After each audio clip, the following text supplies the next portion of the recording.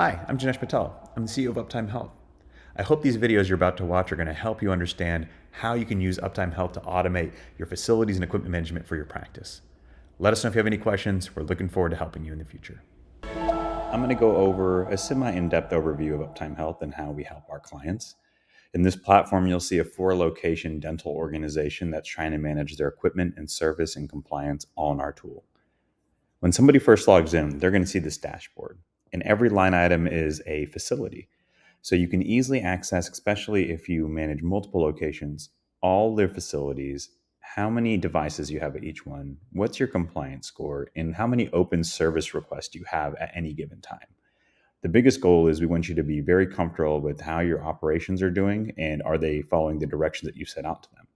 If something's not at 100%, that usually means that there is a task that they didn't complete, and you can drill into that very quickly just by clicking here.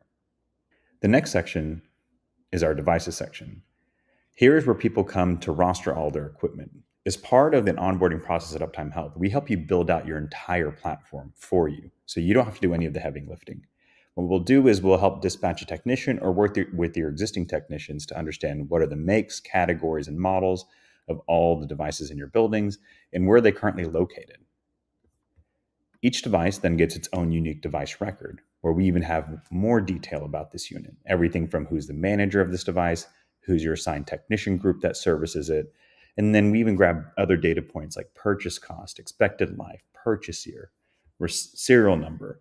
All of these data points help inform an analysis that we call repair versus replace that we give you and your team to make sure that when something does break down, does it make sense to actually dispatch a technician, or should we think about replacing it instead?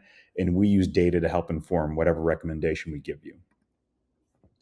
Other parts of this device record are the task section. So you can build out compliance tasks that are associated with this device, and you can see every time somebody has completed it or has missed it. Hopefully this is not anything in this section. In the work orders, how many open service requests do we currently have, and which ones are done, and how much do they cost? What kind of maintenance schedule have we created for this unit? And whatever this is, we can help you standardize this across all of your products that are of the similar kind, or we can help you create your own internal policies that says every sterilizer that we own, we're going to do this every year and every week, and so on. And lastly, in the document section, we can store things like service manuals or anything else you just want to capture and keep track of no matter what. Now that we also understand the devices you have, we're going to help you create these tasks that help you manage it. So here we build tasks that are daily, weekly, monthly, quarterly, annually, whatever the cadence might be. And we customize this for your location. Again, our team builds all this out with you with our expertise. Here are a couple examples of what you'll see in a dental group.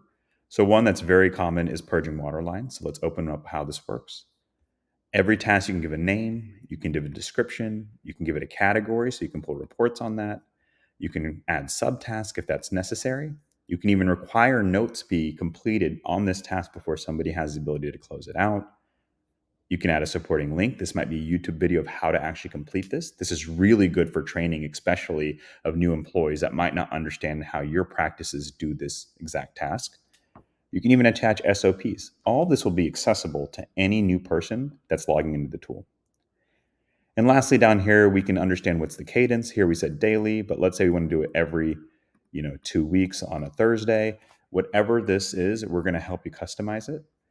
And lastly, who should be completing this task? Is it an individual person? So every time we expect Jennifer to do this? Or is it a team of people? This is any manager should be able to complete this.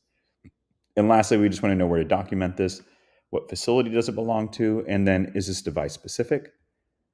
Or is this based on an area? The reason we built this way is we want you to be able to make any task possible within our product. So your team only has one tool to log into that can help inform what they're expected to do every day, week, or month. Once a task is built out, we go to what we call the run section. So this is where people actually get their to-do list based on who they are or teams they're a part of.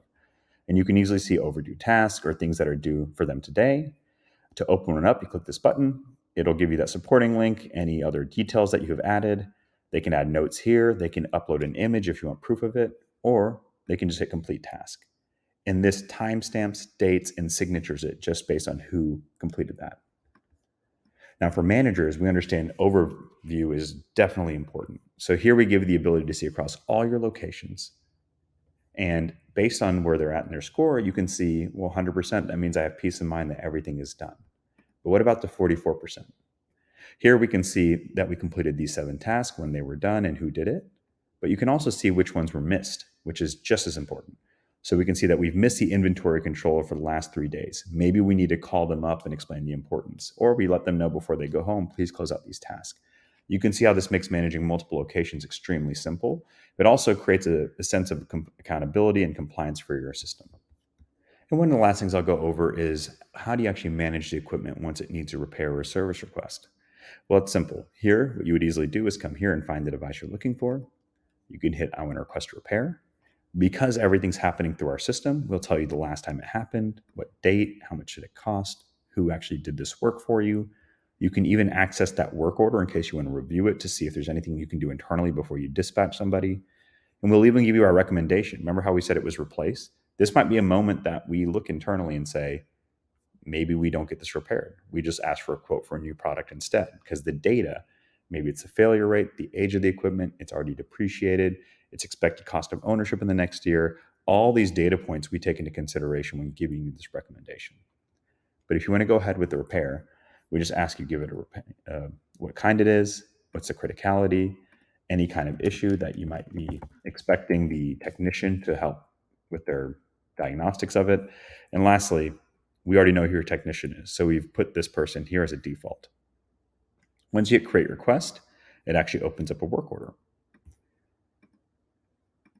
Here in the work order system, we can actually see all the open repairs that we have across our entire organization.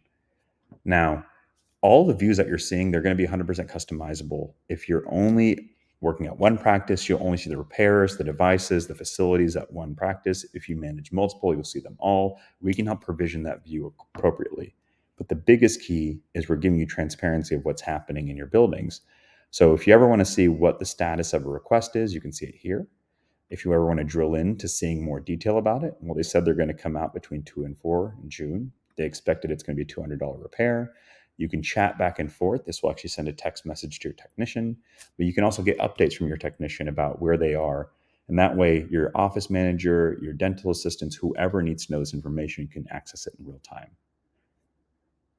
Now, let's say once a repair is done, we'll store this service note indefinitely, so you can always access, everything that's ever happened whenever you need to at any given time. Our goal is to make sure that you have all the data to make the most informed decisions about your practice as humanly possible. We're going to help you understand more analytics. We're going to even build out customized dashboards. If you want age reports, service contract expirations, anything you want, we're going to empower you with the data to make better decisions, especially as you grow. If you want an even more detailed overview or have any questions, please let us know. Our website's UptimeHealth.com, and we're here just to support and grow with you in the industry.